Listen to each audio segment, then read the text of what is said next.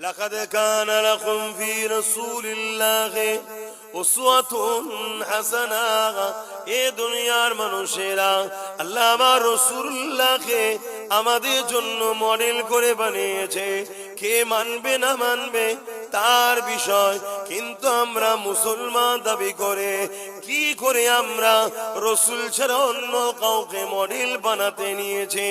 এই জন্যই তো আজ আমরা লাঞ্ছিত, অপমানিত, পদদলিত, বেউজ্জতি হচ্ছে।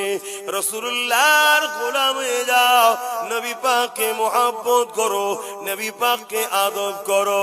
তোমার জিন্দেগির প্রতিটা মুহূর্তে মুহাম্মদ আরবি সাল্লাল্লাহু আলাইহি ওয়াসাল্লামকে ফলো করো।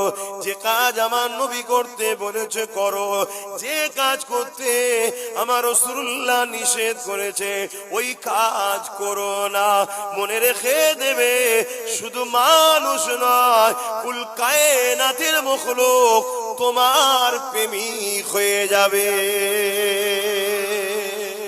আল্লাহ নবীর সঙ্গে যারা দেখা করবে, ইকরামার এমন করে আবু জেহেল আইন করে দিয়েছে তাকে মৃত্যুদণ্ড দেওয়া হবে। একদিন আল্লাহ নবী রাস্তার এক প্রান্ত দিয়ে আসছে, অপর প্রান্ত থেকে ইকরামা আসছে। এ যুবকেরা, আমার নবী পাকের দিকে যে ইকরামার নজর পড়েছে, ইকরামা থাকতে পারে না, ছুটে গিয়ে আল্লাহ নবীকে বুকে বুকে জড়িয়ে ধরেছে। যেমন আমরা ঈদের দিনে এক মুসলমান ভাই অপর মুসলমান ভাইয়ের সঙ্গে গলায় গলায় মিলি, মেলেন তো নাকি? মুখ দেখা দেখি নেই। আপনাদের মহল্লায় আজান হলে বলবেন, আপনার মহল্লায় হলে বলবেন। এ নওজওয়ানেরা, আল্লাহ নবীর সঙ্গে ইকরামা গলায় গলায় মিলতে লেগেছে। এদিকে আবু জেহেল আইন করেছে মুহাম্মদ রাসূলুল্লাহর কাছে যে যাবে তাকে মৃত্যুদণ্ড দেওয়া হবে। ইকরামা হলো আবু জেহেলেরই ছেলে, মক্কা সরদার, মক্কা নেতা।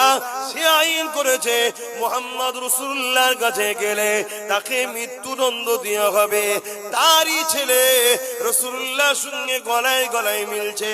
এই খবরটা আবু জেহেলের কাছে একজন যে বলতে লেগেছে, এ আমাদের সরদারে, আমাদের নেতা, এ আবু জেহেল, আপনার আইন কি সবার জন্য সমান না ছোট বড় রয়েছে? আবু জেহেল বলছে না, সবার জন্য আইন সমান। মুহাম্মদ রাসূলুল্লাহর কাছে যে যাবে তাকে মৃত্যুদণ্ড দেওয়া হবে। ওই সময় ওই ব্যক্তিটা আবু জেহেলকে